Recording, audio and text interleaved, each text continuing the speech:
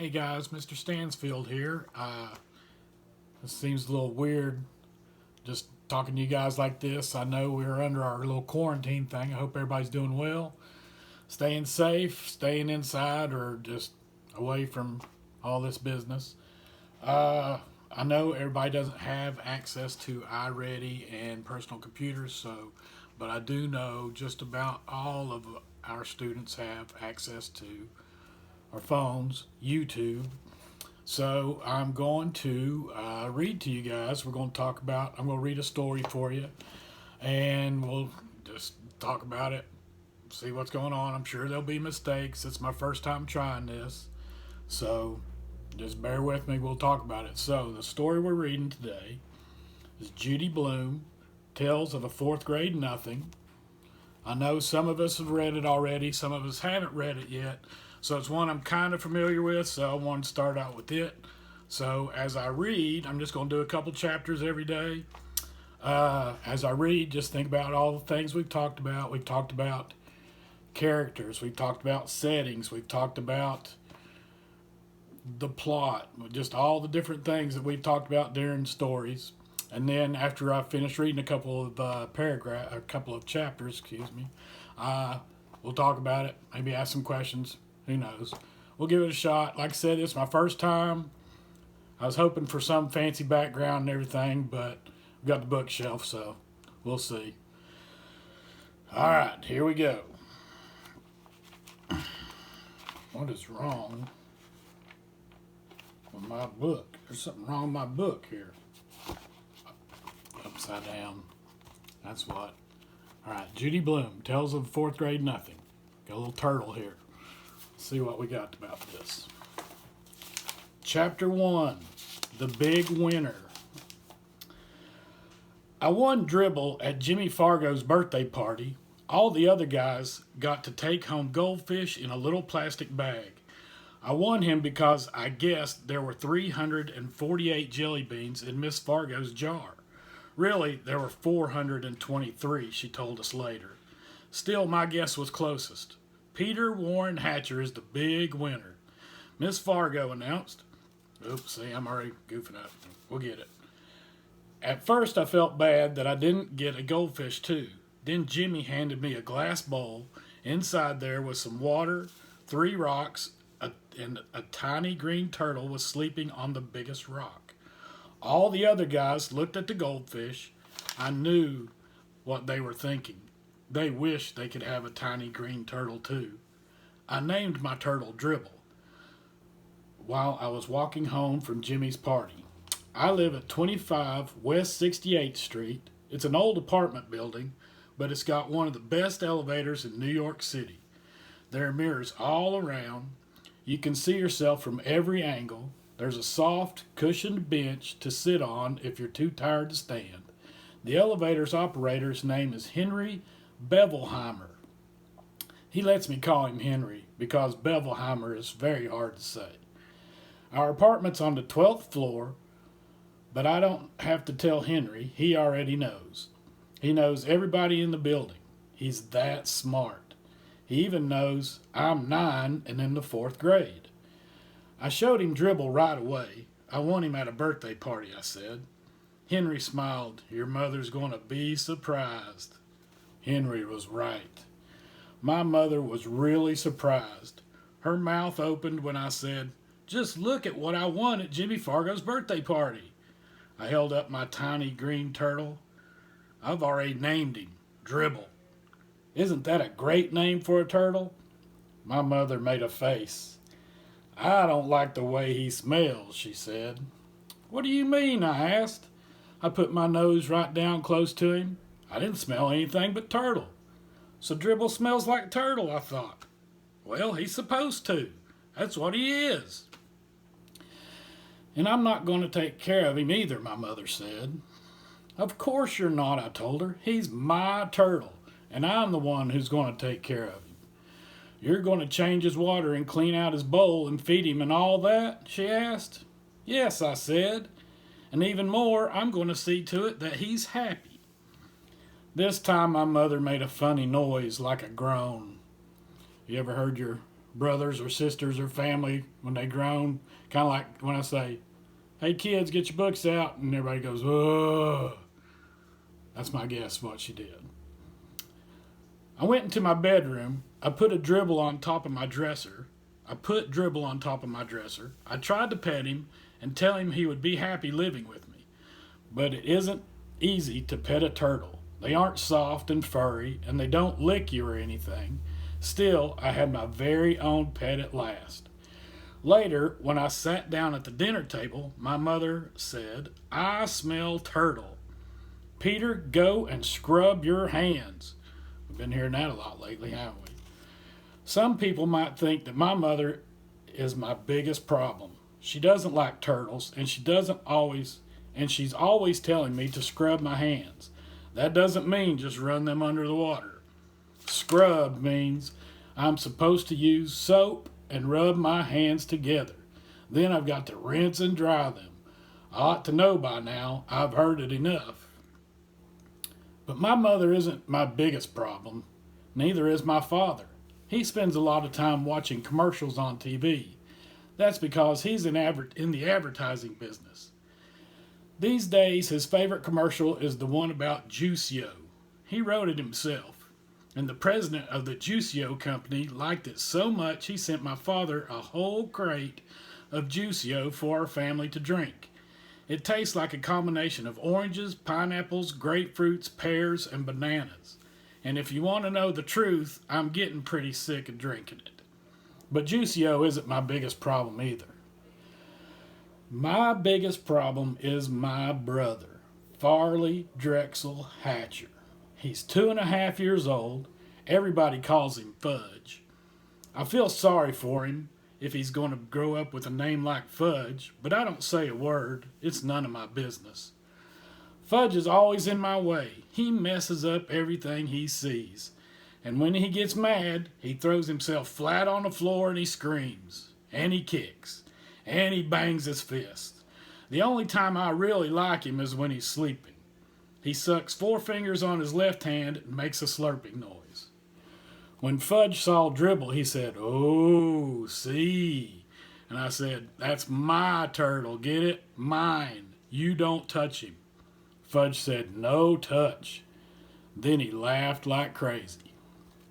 So that's chapter 1. I'm going to try to do 2 chapters a day. So here we go on to chapter 2, Mr. and Mrs. Juicio. One night my father came home from the office all excited. He told us Mr. and Mrs. Yarby were coming to New York. He's the president of the Juicio company. He lives in Chicago. I wondered if he'd bring my father another crate of Juicio. If he did, I'd probably be drinking it for the rest of my life. Just thinking about it was enough to make my stomach hurt. My father said he invited Mr. and Mrs. Yarby to stay with us. My mother wanted to know why they couldn't stay at a hotel like most people who come to New York.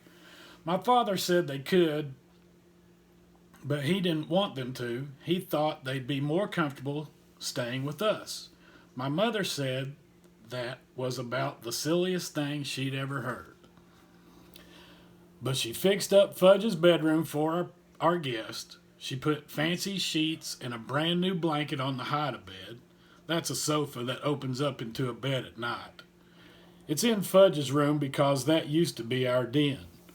Before he was born, we watched TV in there, and lots of times Grandma slept in there on the hideaway bed. Now we watch TV right in the living room, and Grandma doesn't sleep over very often. My mother moved Fudge's crib into my room. He's going to get a regular bed when he's 3, my mother says. There are a lot of reasons I don't like to sleep in the same room as Fudge. I found that out 2 months ago when my bedroom was being painted. I had to sleep in Fudge's room for 3 nights because the paint smell made me cough. For one thing, he talks in his sleep. And if a person didn't know better, a person could get scared. Another thing is that slurping noise he makes. It's true that I like to hear it when I'm awake, but when I'm trying to fall asleep, I like things very quiet. When I complained about having to sleep with Fudge, my mother said, "It's just for 2 nights, Peter. I'll sleep in the living room," I suggested, "on the sofa, or even a chair." "No," my mother said, "you will sleep in your bedroom, in your own bed." There was no point in arguing. Mom wasn't going to change her mind. She spent the day in the kitchen. She really cooked up a storm. She used so many pots and pans, Fudge didn't have any left to bang together. And that's one of his favorite pastimes, banging pots and pans together. A person can get an awful headache listening to that racket. Right after lunch, my mother opened up the dinner table. We don't have a separate dining room. When we have company for dinner, we eat in one end of the living room. When Mom finished setting the table, she put a silver bowl filled with flowers right in the middle. I said, "Hey, Mom, it looks like you're expecting the president or something." "Very funny, Peter," my mother asked. Sometimes my mother laughs like crazy at my jokes. Other times she pretends not to get them. And then there are times I know she gets them, but she doesn't seem to like them. That was one This was one of those times, so I decided no more jokes until after dinner. I went to Jimmy Fargo's for the afternoon. I came home at 4 o'clock. I found my mother standing over the dining room table mumbling. Fudge was on the floor playing with my father's socks. I'm not sure why he likes socks so much, but if you give him a few pairs, he'll play quietly for an hour. I said, "Hi, Mom, I'm home." "I'm missing 2 flowers," my mom said. I don't know how she noticed that 2 flowers were missing from her silver bowl, because there was at least a dozen of them left, but sure enough, when I checked, I saw 2 stems with nothing on them. "Don't look at me, Mom," I said. "What would I do with 2 measly flowers?" So we both looked at Fudge. "Did you take Mommy's pretty flowers?" my mother asked him. "No take," Fudge said. He was chewing on something. "What's in your mouth?" my mother asked. Fudge didn't answer. "Show Mommy." "No show," Fudge said. "Oh, yes," my mother said, picking him up and forced his mouth open. She fished out a rose petal. "What did you do with Mommy's flowers?" She raised her voice. She was really getting upset. Fudge laughed. "Tell Mommy." "Yum," Fudge said. "Yummy, yummy, yummy." "Oh, no," my mother cried, rushing to the telephone. She called Dr. Cone. She told him that Fudge ate 2 flowers. Dr. Cone must have asked what kind, because my mother said roses, I think. But I can't be sure. One might have been a daisy. There was a long pause while my mother listened to whatever Dr. Cone had to say. Then Mom said, "Thank you, Dr. Cone." She hung up. "No more flowers," she told Fudge. "You understand?" "No more," Fudge repeated. "No more, no more, no more." My mother gave him a spoonful of peppermint-flavored medicine, the kind I take when I have stomach pains. Then she carried Fudge off to have his bath. Leave it to my brother to eat flowers. I wondered how they tasted. Maybe they're delicious, and I don't know, because I've never tasted them. I thought I decided to find out. I picked off one petal from a pink rose. I put it in my mouth and tried to chew it up, but I couldn't do it. It tasted awful. I spit it out in the garbage. Well, at least now I knew I wasn't missing anything great. Fudge ate his supper in the kitchen before company arrived. While he was eating, I heard my mother remind him, "Fudgy's going to be a good boy tonight. Very good for Daddy's friends." "Good," Fudge said. "Good boy." "That's right," my mother told him. I changed and scrubbed up while Fudge finished his supper. I was going to eat with the company. Being 9 has its advantages. My mother was all dressed up by the time my father got home with the Yarbys. You'd never have guessed that Mom spent most of the day in the kitchen. You'd also never have guessed that Fudge ate 2 flowers. He was feeling fine. He even smelled nice like baby powder. Miss Yarby picked him up right away.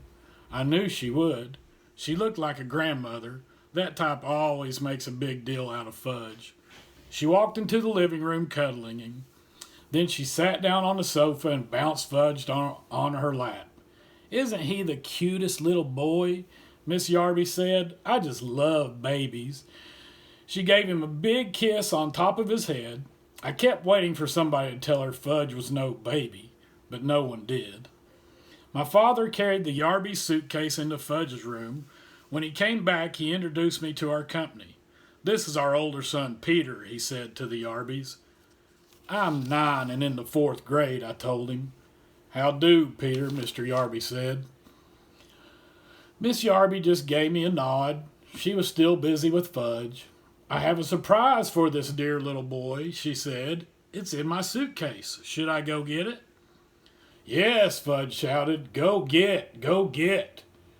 Miss Yarby laughed as if that was the best joke she had ever heard. "I'll be right back," she told Fudge. She put him down and ran off to find her suitcase.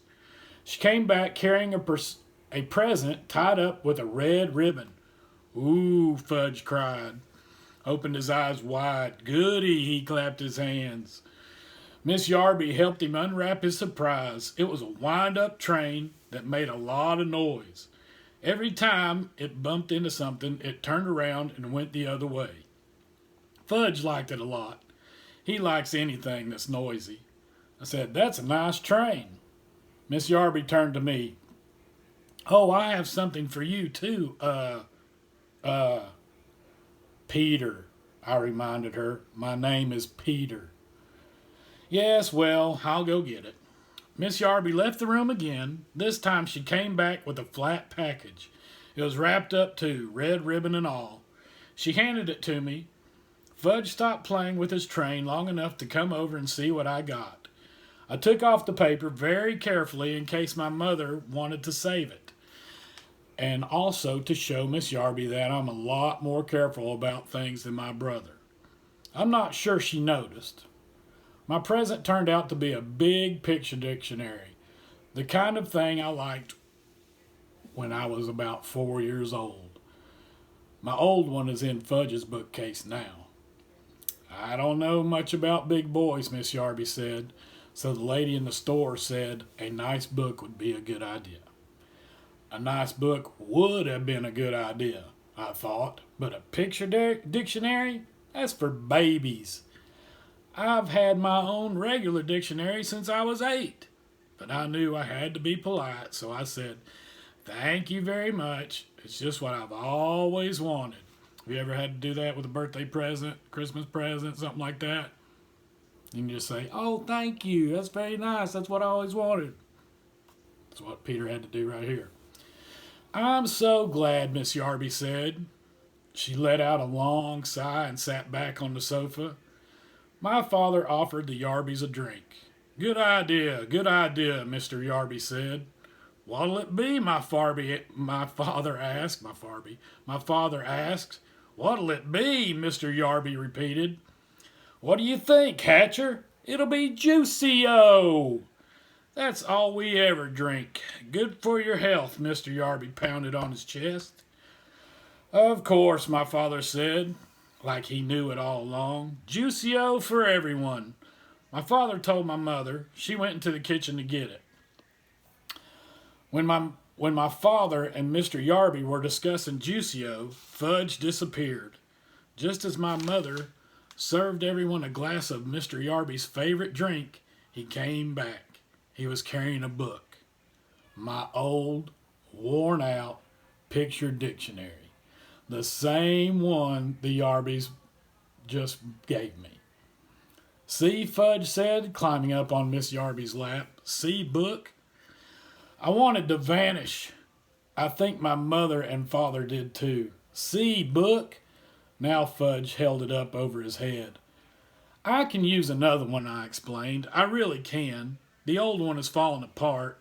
I tried to laugh. "It's returnable," Miss Yarby said. "It's silly to keep it if you already have one." She sounded insulted, like it was my fault she bought me something I already had. Mine, Fudge said. He closed the book and held it tight against his chest. Mine, mine, mine. It's the thought that counts, my mother said. It was so nice of you to think of our boys. Then she turned to Fudge. Put the book away now, Fudgy. Isn't it Fudgy's bedtime, my father hinted. Oh, yes, I think it is, my mother said, scooping him up. Say good night, Fudgy. Good night, Fudgy, my brother said, waving at us. Fudge was supposed to fall asleep before we sat down to dinner, but just in case, my mother put 1,000,000 little toys in his crib to keep him busy. I don't know who my mother thought she was fooling, because we all know that Fudge can climb out of his crib any old time he wants to. He stayed away until we were in the middle of our roast beef. Then he came in carrying Dribble's bowl. He walked right up to Miss Yarby. He thought she was his new friend. See, he said, holding Dribble under her nose. See, Dribble? Miss Yarby shrieked, Oh, I can't stand reptiles. Get that thing away from me. Fudge looked disappointed, so he showed Dribble to Mr. Yarby. See, he said. Hatcher, Mr. Yarby boomed. Make him get that thing out of here. I wondered why Mr. Yarby called my father Hatcher. Didn't he know his first name was Warren? And I didn't like the way Mr. and Mrs. Yarby both called Dribble a thing. I jumped up. Give him to me, I told Fudge. I took Dribble in his bowl and marched him into my room. I inspected my turtle all over. He seemed all right. I didn't want to make a big scene in front of our company, but I was mad. I was really mad. That kid knows he's not allowed to touch my turtle. Anybody got siblings, brothers, sisters that like to mess with your stuff? Kind of what Peter's going through right now. He'd probably ask my sister. She could tell you some stories too. Peter, my father called, come and finish your dinner. When I got back to the table, I heard Miss Yarby say it must be interesting to have children. We never had any ourselves. But if we did, Mr. Yarby told my father, we'd teach them some manners. I'm a firm believer in old-fashioned good manners. So are we, Howard, my father said in a weak voice. I thought Mr. Yarby had a lot of nerve to hint that we had no manners. Didn't I pretend to like their dumb old picture dictionary? If that isn't good manners, then I don't know what is. My mother excused herself and carried Fudge back to my room. I guess she put him in his crib again. I hope she told him to keep his hands off my things. We didn't hear him again until dessert. Just as my mother was pouring the coffee, he ran in wearing my rubber gorilla mask from last Halloween. It was a very real-looking mask. I guess that's why Miss Yarby screamed so loud. If she hadn't made so much noise, my mother probably wouldn't have spilled the coffee all over the floor. My father grabbed Fudge and pulled the gorilla mask off of him. That's not funny, Fudge, he said. Funny, Fudge laughed. Funny, funny, funny, Fudgy. Yes, sir, Hatcher, Mr. Yarby said. Old-fashioned manners. By that time, I'm sure my father was sorry the Yarbys weren't staying in a hotel.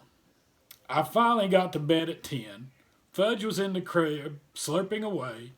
I thought I'd never fall asleep, but I guess I did. I woke up once when Fudge started babbling. He said, Boo-ba, moon-moon, ba-ba-she, whatever that means. I didn't even get scared. I whispered, Shut up, and he did. Early the next morning, I felt something funny on my arm. At first, I didn't wake up. I just felt this little tickle. I thought it was part of my dream, but then I had a feeling somebody was staring at me. So I opened my eyes. Fudge was standing over me, and Dribble was crawling on my arm.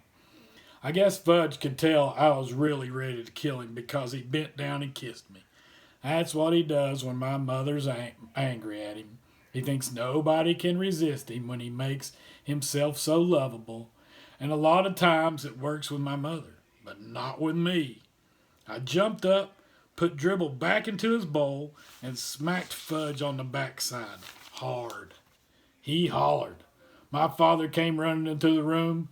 He was still in his pajamas. He whispered, "What's going on in here?" See, your family ever said that? What's going on in here?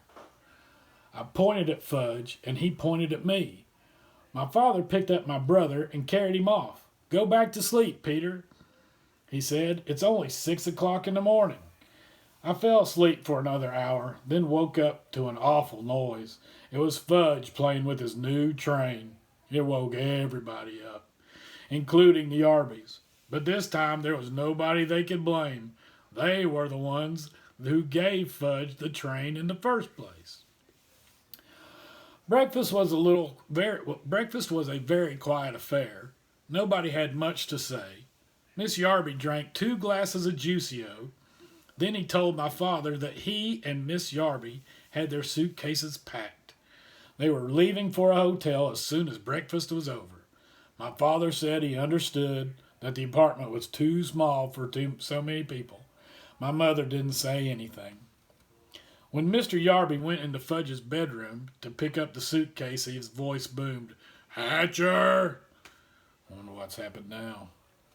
My father ran towards the bedroom. My mother and Miss Yarby followed him. I followed them. When we got there, we saw Fudge sitting on the Yarby suitcase. He had decorated it with about 100 green stamps. The kind my mother gets at the supermarket. Okay, green stamps probably before your time. We can talk about it later. "See," Fudge said, "just think stickers." "See, pretty," he laughed. "Nobody else did." Then he licked the last green stamp and stuck it right in the middle of the suitcase. "All gone," Fudge sang, holding up his hands. It took my mother half an hour to peel off her trading stamps and clean up Yarby's suitcase.